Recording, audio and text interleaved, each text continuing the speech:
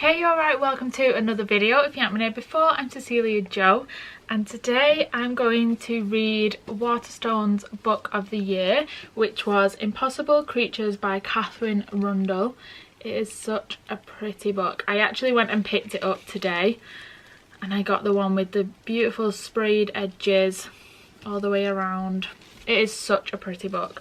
I also got a bookmark with it. And actually inside the book it has, you know, like a ribbon bookmark, like so, which I love that on books. I just think it always looks dead pretty. But yeah, I'm looking forward to reading it. It is a children's fantasy book, but the lady in Waterstones said if you really like Harry Potter, you'll probably really enjoy it. So I think although it's children's fantasy, I think I'll still enjoy it, you know. So yeah, I'm going to read this today.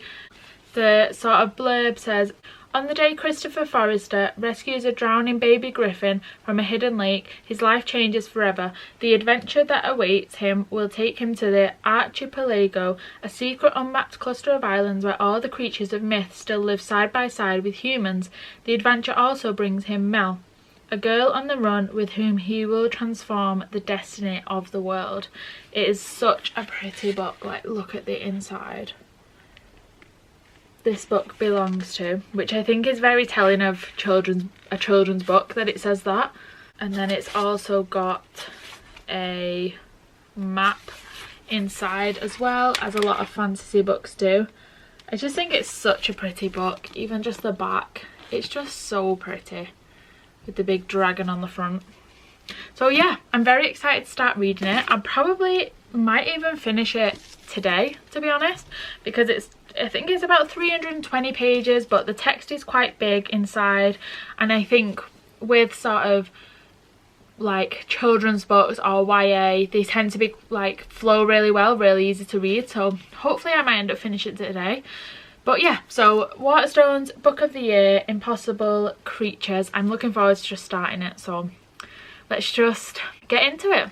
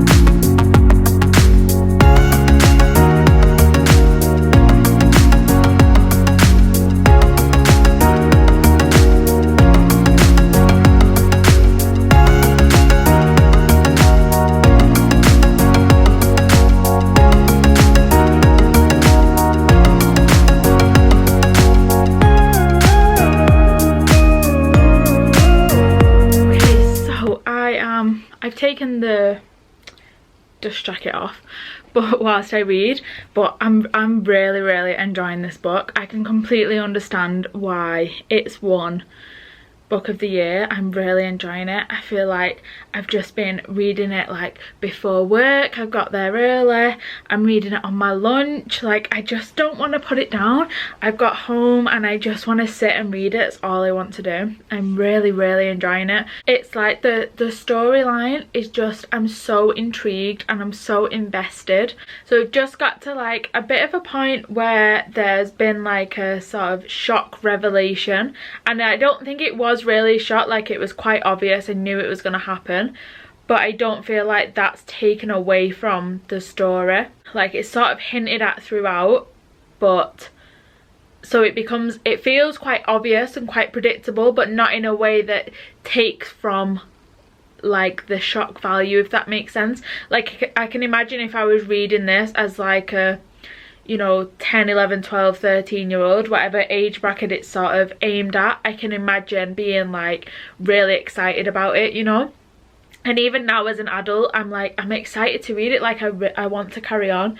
Like I was just gonna sit down and carry on reading, then I thought, oh no, I've got a film, I need to do an update.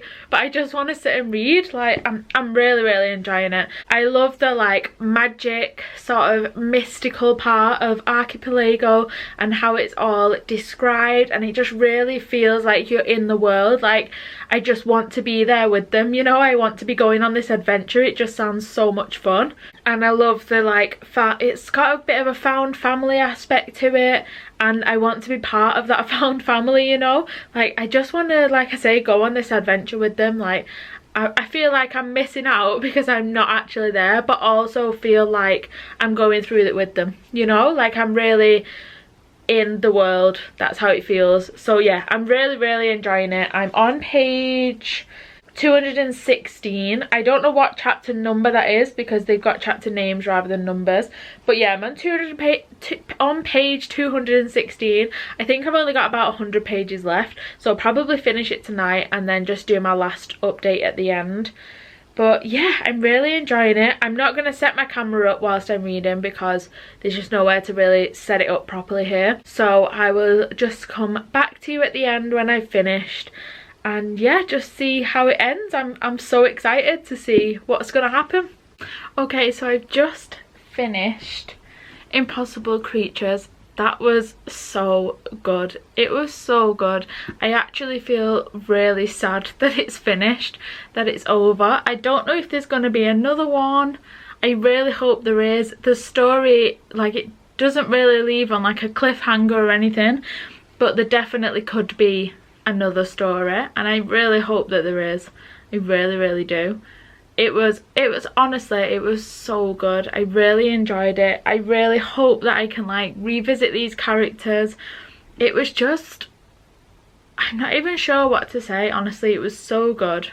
I feel like the ending was just perfect. At one point I felt like it was a little rushed, because I thought, oh, this is how it's going to end, and then it didn't. Something else happened, and then it just seemed to keep going, and then it just finished, and I feel really sad about it. But it was such a good ending. It was really good. It really rounded the story up well, and you sort of felt like content for each character, like how each character ended felt right, you know. It was, honestly, it was so good. I think everyone should read it.